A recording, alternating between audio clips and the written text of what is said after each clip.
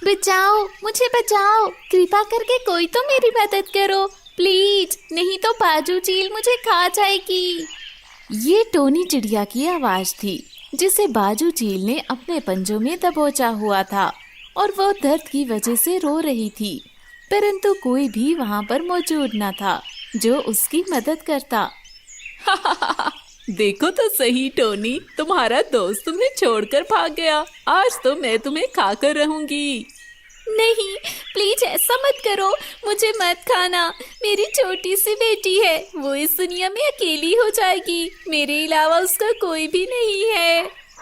परंतु बाजू चील उसकी एक भी नहीं सुनती और उसे अपने साथ जंगल ले जाती है, जिधर एक और चील बाजू चील के पास आती है।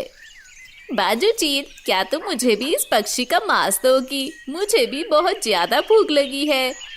वो चील बाजू चील से टोनी का मांस मांगती है। नहीं चील, अभी तो मुझे भूख नहीं है। मैंने 2 पक्षियों को मारकर खा लिया है। इससे तो मैं रात को मारकर खाऊंगी। तुम्हें खाना हुआ तो रात को आ जाना। इस प्रकार वो चील वापस चली जाती है, जबकि टोनी चिड़िया रोने लगती है। उसे टुनटुनी की काफी याद आती है। टोनी चिड़िया और कालू कौवे की गहरी दोस्ती थी। वो दोनों ही मिलकर भोजन लाने जाते थे, पर एक रोज बाजू चील जैसे ही उन दोनों के पास आई तो कालू कौवा वहाँ से तुरंत भाग गया था। परंतु टोनी चिड़िया भागने ही वाली थी जब बाजू चील ने उसे पकड़ लिया और उस पर हमला कर दिया। वही दूसरी ओर टुनटुनी चिड़िया अपनी मम्मा टोनी का इंतजार कर रही थी, परंतु टोनी चिड़िया अपने घोंसले में नहीं आती। यही सोचकर वो कालू कौवे के घोंसले में जाने का सोचती है, परंतु वो जैसे ही कालू कौवे के पास जाती है तो वहाँ उल्लू सेठ और हरे तोती जी भी होते हैं। वो सब ही काफी चिंतित लग रहे थे। इतनी देर तक तो कभी भी नहीं रही मेरी मम्मा घर से बाहर। मेरी मम्मा तो हमेशा यही कहती है कि बेटा, शाम होने से पहले ही अपने घर लौटना चाहिए। पता नहीं मेरी मम्मा कहाँ चली गई। उसकी बात सुनकर सभी पक्षी एक दूसरे को देखने लगते हैं। आप सब मुझे क्यों नहीं बता रहे कि मेरी मम्मा कहाँ है? मेरी मम्मा ठीक तो है ना कौवे अंकल? आप तो मेरी मम्मा के साथ ही थे, आप ही मुझे बता दीजिए कि मेरी मम्मा कहाँ है। कालू कौवा जिस प्रकार उसकी बात सुनता है तो मन में सोचता है, मुझे लगता है टुनटुनी को सच सच बता देना चाहिए कि उसकी मम्मा अब इस जंगल में नहीं रही। बाजू चील ने उन्हें पकड़ लिया है। नहीं नहीं, ये सच शायद वो बर्दाश्त न कर पाए। उसे यही कहता हूँ कि उसकी मम्मा रास्ता भूल गई है, कल वापस आ जाएगी। लेकिन फिर कल क्या बनेगा उससे पता तो चल ही जाएगा। लेकिन आज से बेहतर है कि कल पता चले। यही सोचकर कालू कौवा टुनटुनी से कहता है, टुनटुनी बेटा, तुम्हारी मम्मा और हम सब भोजन की तलाश में दूसरे जंगल निकल गए थे। वापस आते समय जोर का मींह बरसना शुरू हो गया और तुम्हारी मम्मा रास्ता भटक गई। हमने से किसी को भी पता ही नहीं चला। तुम चिंता ना करो, तुम जैसे ही कल उठोगी तो तुम्हारी मम्मा तुम्हारे पास होंगी। टुनटुनी कालू कौवे की बात मान लेती है और बहुत खुश हो जाती है कि उसकी मम्मा कल सुबह वापस आ जाएगी। वो वापस जाने लगती है जब कालू कौवा उससे पूछता है, क्या तुम्हारे पास खाने को भोजन है? अगर नहीं है तो तुम हमसे ले लो। टुनटुनी चिड़िया तुरंत कहती है कि नहीं, मुझे मम्मा के साथ भोजन खाना है, मैं कल ही खाऊंगी। इतने में उल्लू सेठ भी अपने घोंसले जाने लगता है। उल्लू सेठ अपना कर्ज लेने आया था। उसने कालू कौवे को काफी ज्यादा पैसे दिए थे। अच्छा कौवे जी, मैं तो चलता हूँ, बच्चे इंतजार कर रहे होंगे, परंतु तुम 2 दिन में वो कर्ज वापस कर देना। ठीक है उल्लू मियाँ, मैं तुम्हारे पैसे तुम्हें दे दूंगा। और इस तरह उल्लू सेठ अपने घर चला जाता है। कालू कौवे के घोंसले में जितने भी पक्षी थे उन्हें भी यही लगता था कि टोनी रास्ता भूल गई है। कालू कौवा भी टुनटुनी को नहीं बताता कि उसकी मम्मा को तो बाजू चील ने पकड़ लिया है। वहीं दूसरी ओर टुनटुनी अपने घोंसले में आ जाती है। उसे काफी डर लगता है, परंतु वो अपनी मम्मा को याद करके रोने लगती है। इसी प्रकार वो अपनी मम्मा को याद करके रोती रहती है। मम्मा, मुझे काफी डर लग रहा है, आप आ जाओ ना प्लीज। मुझे पता है कि सब पक्षी मुझसे झूठ बोल रहे हैं। अचानक ही उसकी आंख लग जाती है। टोनी चिड़िया एक शांत जगह पर बेहोश थी, जबकि आसपास कोई भी नहीं था। अचानक से वो बोलती है, टुनटुनी मेरी जान, मैं यहाँ हूँ। मम्मा, मम्मा। उसके तुरंत बाद टुनटुनी की आंख खुल जाती है। ओह, ये तो सपना था। इसका मतलब है कि मेरी मम्मा बहुत परेशानी में है, मुझे उनको तलाश करना होगा। ये कहते साथ ही टुनटुनी अपने घोंसले से बाहर आ जाती है। दूसरी ओर बाजू चील टोनी चिड़िया को अपने घोंसले में ले जाती है और काफी खुश होती है।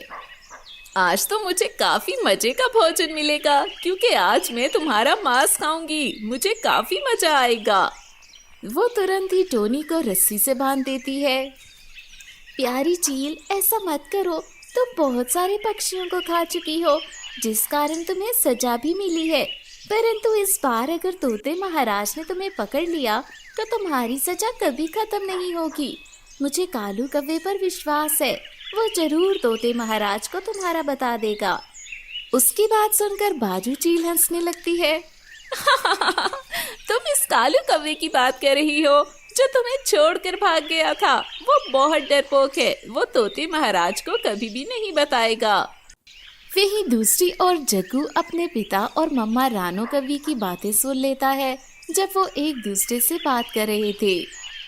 पत्नी जी, अगर ये बात टुनटुनी को पता लग गई कि उसकी मम्मा को बाजू चील ले गई है तो वो बहुत परेशान हो जाएगी। हम ऐसा बिल्कुल भी नहीं कर सकते।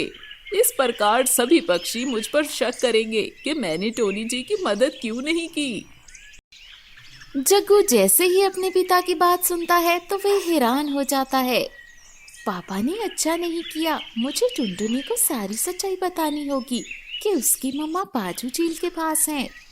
ये कहते साथ वो टुनटुनी को जंगल में तलाश करता है। अचानक ही जग्गू ने देखा कि एक पेड़ के नीचे टुनटुनी रो रही थी। जग्गू तुरंत वहां गया और टुनटुनी से बोला, प्यारी टुनटुनी, तुम चिंता मत करो, मुझे तुम्हारी मम्मा का पता चल गया है कि वो कहाँ है। टुनटुनी ने जैसे ही उसकी बात सुनी तो तुरंत बोली, बताओ मेरी मम्मा कहाँ है। जग्गू ने उसे बताया कि तुम्हारी मम्मा को बाजू चील ने पकड़ लिया है।